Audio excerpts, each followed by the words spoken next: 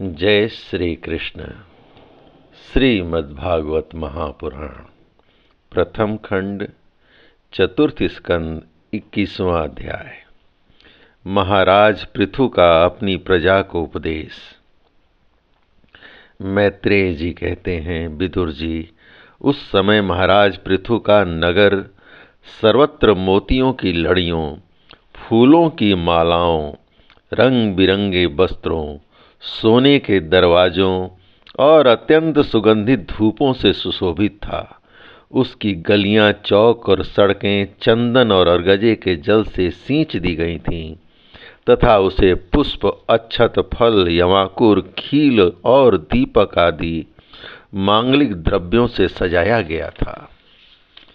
वह ठौर ठौर पर रखे हुए फल फूल के गुच्छों से, केले के खंभों और सुपारी के पौधों से बड़ा ही मनोहर जान पड़ता था तथा सब ओर आम आदि वृक्षों के नवीन पत्तों की बंधन वारों से विभूषित था। जब महाराज ने नगर में प्रवेश किया तब दीपक, उपहार और अनेक प्रकार की मांगलिक सामग्री लिए हुए प्रजाजनों ने तथा मनोहर कुंडलों से सुशोभित सुंदरी कन्याओं ने उनकी अगवानी की। शंख और दुदुम्भी आदि बाजे बजने लगे, ऋत्विजगण वेद ध्वनि करने लगे, बंदी जनों ने स्तुति गान आरंभ कर दिया। यह सब देख और सुनकर भी उन्हें किसी प्रकार का अहंकार नहीं हुआ। इस प्रकार वीरवर पृथु ने राजमहल में प्रवेश किया। मार्ग में जहां तहां पुरवासी और देशवासियों ने उनका अभिनंदन किया। परम यशस्वी महाराज ने भी उन्हें प्रसन्नतापूर्वक अभिष्ट वर देकर संतुष्ट किया। महाराज पृथु महापुरुष और सभी के पूजनीय थे। उन्होंने इसी प्रकार के अनेकों उदार कर्म करते हुए पृथ्वी का शासन किया और अंत में अपने विपुल यश का विस्तार कर भगवान का परम पद प्राप्त किया। सुत जी कहते हैं, मुनिवर शौनक जी, इस प्रकार भगवान मैत्रेय के मुख से आदिराज पृथु का अनेक प्रकार के गुणों से संपन्न और गुणावानों द्वारा प्रशंसित विस्तृत सुयश सुनकर परम भागवत विदुर जी ने उनका अभिनंदन करते हुए कहा। विदुर जी बोले, ब्राह्मणों ने पृथु का अभिषेक किया, समस्त देवताओं ने उन्हें उपहार दिए। उन्होंने अपनी भुजाओं में वैष्णव तेज को धारण किया और उससे पृथ्वी का दोहन किया। उनके उस पराक्रम के उच्छिष्ट रूप विषय भोगों से ही आज भी संपूर्ण राजा तथा लोकपालों के सहित समस्त लोग इच्छा अनुसार जीवन निर्वाह करते हैं। भला ऐसा कौन समझदार होगा जो उनकी पवित्र कीर्ति सुनना न चाहेगा। अतः अभी आप मुझे उनके कुछ और भी पवित्र चरित्र सुनाइए। मैत्रेय जी बोले, साधु श्रेष्ठ विदुर जी, महाराज पृथु गंगा और यमुना के मध्यवर्ती देश में निवास कर अपने पुण्य कर्मों के क्षय की इच्छा से प्रारब्ध बस प्राप्त हुए भोगों को ही भोगते थे। ब्राह्मण वंश और भगवान के संबंधी विष्णु भक्तों को छोड़कर उनका सातों द्वीपों के सभी पुरुषों पर अखंड एवं अबाध शासन था। एक बार उन्होंने एक महासत्र की दीक्षा ली। उस समय वहां देवताओं, ब्रह्मर्षियों और राजर्षियों का बहुत बड़ा समाज एकत्रित हुआ। उस समाज में महाराज पृथु ने उन पूजनीय अतिथियों का यथा योग्य सत्कार किया और फिर उस सभा में नक्षत्र मंडल में चंद्रमा के समान खड़े हो गए। उनका शरीर ऊंचा, भुजाएं भरी और विशाल, रंग गोरा, नेत्र कमल के समान सुंदर और अरुण वर्ण, नासिका सुघड़, मुख मनोहर, स्वरूप सौम्य, कंधे ऊंचे और मुस्कान से युक्त दंत पंक्ति अत्यंत सुंदर थी। उनकी छाती चौड़ी, कमर का पिछला भाग स्थूल और उदर पीपल के पत्ते के समान सुडौल तथा बल पड़े हुए होने से और भी सुंदर जान पड़ता था। नाभि भंवर के समान गंभीर थी, शरीर तेजस्वी था, जंघाएं सुवर्ण के समान देदीप्यमान थीं तथा पैरों के पंजे उभरे हुए थे। उनके बाल बारीक, घुंघराले, काले और चिकने थे। गर्दन शंख के समान उतार चढ़ाव वाली तथा रेखाओं से युक्त थी और वे उत्तम बहुमूल्य धोती पहने और वैसी ही चादर ओढ़े थे। दीक्षा के नियमानुसार उन्होंने समस्त आभूषण उतार दिए थे। इसी से उनके शरीर के अंग प्रत्यंग की शोभा अपने स्वाभाविक रूप में स्पष्ट झलक रही थी। वे शरीर पर कृष्ण मृग का चर्म और हाथों में कुशा धारण किए हुए थे। इससे उनके शरीर की कांति और भी बढ़ गई थी। वे अपने सारे नित्य कृत्य यथाविधि संपन्न कर चुके थे। राजा पृथु ने मानो सारी सभा को हर्ष से सरोवर करते हुए अपने शीतल एवं स्नेहपूर्ण नेत्रों से चारों ओर देखा और फिर अपना भाषण प्रारंभ किया। उनका भाषण अत्यंत सुंदर, विचित्र पदों से युक्त, स्पष्ट, मधुर, गंभीर एवं निशंक था। मानो उस समय वे सबका उपकार करने के लिए अपने अनुभव का ही अनुवाद कर रहे हों। राजा पृथु ने कहा, सज्जनों, आपका कल्याण हो। आप महानुभाव जो यहाँ पधारे हैं, मेरी प्रार्थना सुने। जिज्ञासु पुरुषों को चाहिए कि संत समाज में अपने निश्चय का निवेदन करें। इस लोक में मुझे प्रजाजनों का शासन, उनकी रक्षा, उनकी आजीविका का प्रबंध तथा उन्हें अलग अलग अपनी मर्यादा में रखने के लिए राजा बनाया गया है। अतः उनका यथावत पालन करने से मुझे उन्हीं मनोरथ पूर्ण करने वाले लोकों की प्राप्ति होनी चाहिए जो वेदवादी मुनियों के मतानुसार संपूर्ण कर्मों के साक्षी श्री हरि के प्रसन्न होने पर मिलते हैं। जो राजा प्रजा को धर्म मार्ग की शिक्षा न देकर केवल उससे कर वसूल करने में लगा रहता है, वह केवल प्रजा के पाप का ही भागी होता है और अपने ऐश्वर्य से हाथ धो बैठता है। अतः प्रिय प्रजाजन, आपने इस राजा का परलोक में हित करने के लिए अपने इस राजा का परलोक में हित करने के लिए आप लोग परस्पर दोष दृष्टि छोड़कर हृदय से भगवान को याद रखते हुए अपने अपने कर्तव्यों का पालन करिए, क्योंकि आपका स्वार्थ इसी में है और इस प्रकार मुझ पर भी आपका बड़ा अनुग्रह होगा। विशुद्ध चित्त देवता, पितर और महर्षिगण, आप भी मेरी इस प्रार्थना का अनुमोदन कीजिए, क्योंकि कोई भी कर्म हो, मरने के अनंतर उसके कर्ता, उपदेष्टा और समर्थक को उसका समान फल मिलता है। माननीय सज्जनों, किन्हीं श्रेष्ठ महानुभावों के मत में तो कर्मों का फल देने वाले भगवान यज्ञपति ही हैं, क्योंकि इह लोक और परलोक दोनों ही जगह कोई कोई शरीर बड़े तेजोमय देखे जाते हैं। मनु, उत्तानपाद, महीपति, ध्रुव, राजर्षि प्रियव्रत, हमारे दादा अंग तथा ब्रह्मा, शिव, प्रहलाद, बलि और इसी कोटि के अन्य महानुभावों के मत में तो धर्म, अर्थ, काम, मोक्ष रूप चतुर्वर्ग तथा स्वर्ग और अपवर्ग के स्वाधीन नियामक कर्म फलदाता रूप से भगवान गदाधर की आवश्यकता है ही।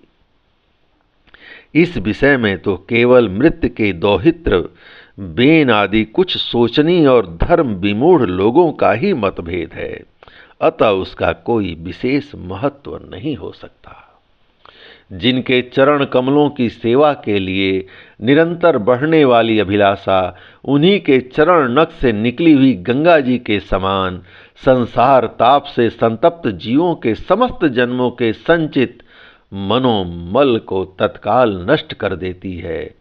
जिनके चरण तल का आश्रय लेने वाला पुरुष सब प्रकार के मानसिक दोषों को धो डालता तथा वैराग्य और तत्व साक्षात्कार रूप बल पाकर फिर इस दुखमय संसार चक्र में नहीं पड़ता, और जिनके चरण कमल सब प्रकार की कामनाओं को पूर्ण करने वाले हैं, उन प्रभु को आप लोग अपनी अपनी आजीविका के उपयोगी वर्णाश्रम योचित अध्ययन आदि कर्मों द्वारा ध्यान, स्तुति, पूजादि मानसिक, वाचिक एवं शारीरिक क्रियाओं के द्वारा भजें।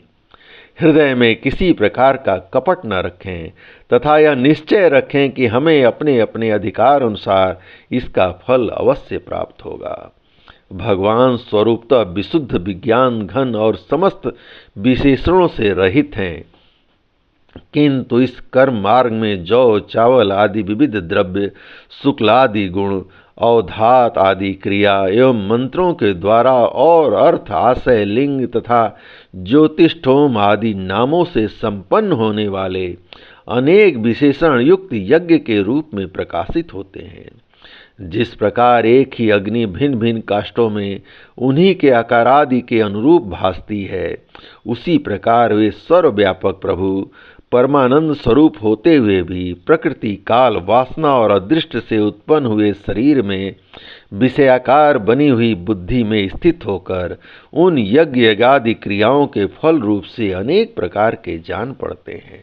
अहो, इस पृथ्वी तल पर मेरे जो प्रजाजन यज्ञ भोक्ताओं के अधीश्वर सर्व गुरु श्री हरि का एक निष्ठ भाव से अपने अपने धर्मों के द्वारा निरंतर पूजन करते हैं, वे मुझ पर बड़ी कृपा करते हैं।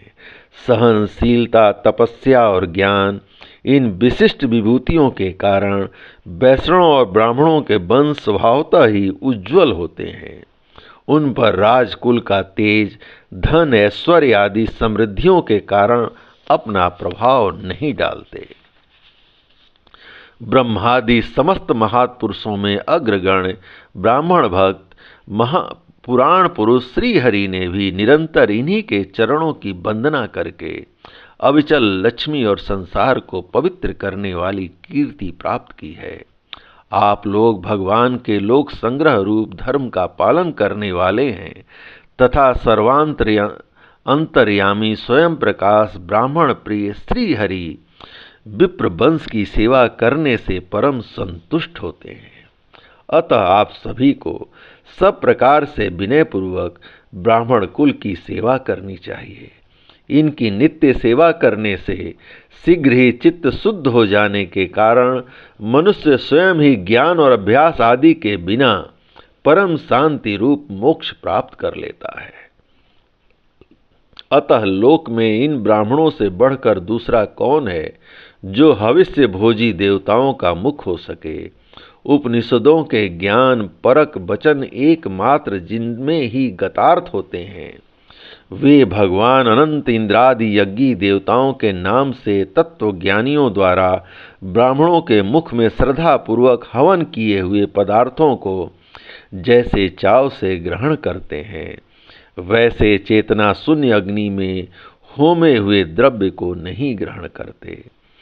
सभ्यगण जिस प्रकार स्वच्छ दर्पण में प्रतिबिंब का भान होता है, उसी प्रकार जिससे संपूर्ण प्रपंच का ठीक ठीक ज्ञान होता है, उस नित्य शुद्ध और सनातन ब्रह्म वेद को जो परमार्थ तत्व की उपलब्धि के लिए श्रद्धा, तप, मंगलमय आचरण, स्वाध्याय विरोधी वार्तालाप के त्याग तथा संयम और समाधि के अभ्यास द्वारा धारण करते हैं, उन ब्राह्मणों के चरण कमलों की धूलि को मैं आयु पर्यंत अपने मुकुट पर धारण करूंगा, क्योंकि उसे सर्वदा सिर पर चढ़ाते रहने से मनुष्य के सारे पाप तत्काल नष्ट हो जाते हैं और संपूर्ण गुण उसकी सेवा करने लगते हैं।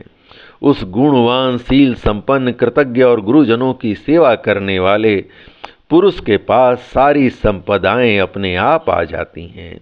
अतः मेरी तो यही अभिलाषा है कि ब्राह्मण कुल, गोवंश और भक्तों के सहित श्री भगवान मुझ पर सदा प्रसन्न रहें। मैत्रेय जी कहते हैं, महाराज पृथु का यह भाषण सुनकर देवता, पितर और ब्राह्मण सभी साधुजन बड़े प्रसन्न हुए और साधु साधु यूं कहकर उनकी प्रशंसा करने लगे। उन्होंने कहा, पुत्र के द्वारा पिता पुण्य लोक को प्राप्त कर लेता है, यह श्रुति यथार्थ है।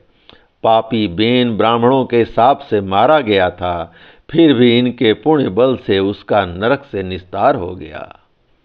इसी प्रकार हिरण्यकश्यप भी भगवान की निंदा करने के कारण नरक में गिरने ही वाला था कि अपने पुत्र प्रहलाद के प्रभाव से उसे पार कर गया।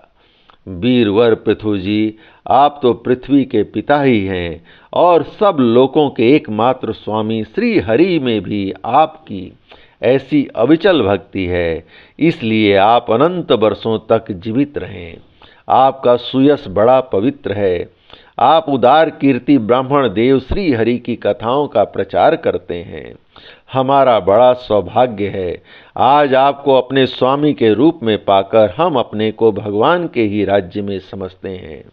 स्वामिन, अपने आश्रितों को इस प्रकार श्रेष्ठ उपदेश देना आपके लिए कोई आश्चर्य की बात नहीं है, क्योंकि अपनी प्रजा के ऊपर प्रेम रखना तो करुणामय महापुरुषों का स्वभाव ही होता है।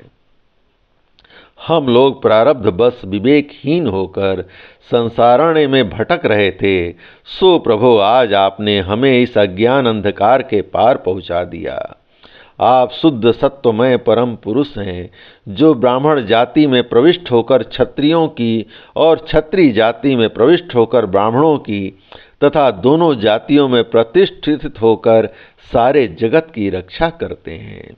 हमारा आपको नमस्कार है। जय श्री कृष्ण।